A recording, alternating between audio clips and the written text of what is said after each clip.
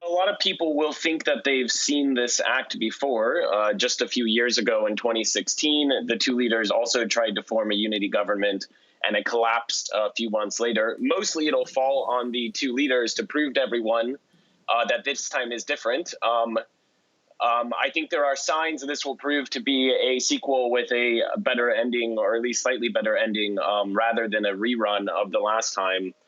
But ultimately, that will just depend on whether or not these two leaders are able and want to work together rather than work against each other, because it will take a lot to pull South Sudan out of the really bitter conflict that it's faced over the past 6 years. They have a huge amount of challenges. I mean, just on the face of it, they have a country which, when it was born, was basically already at the bottom of all the development for about any country in the world. And now, after all these years of war, I mean, it's only gotten worse.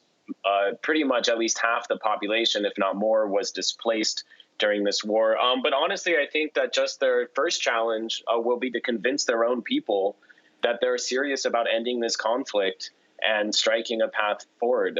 As I've been traveling around the country, people, South Sudanese want a new era to emerge, and they want to be able to go home. But they remain very skeptical, especially since the last time this was tried, it didn't work out. And that's also true for regional and international partners who would otherwise support this process financially.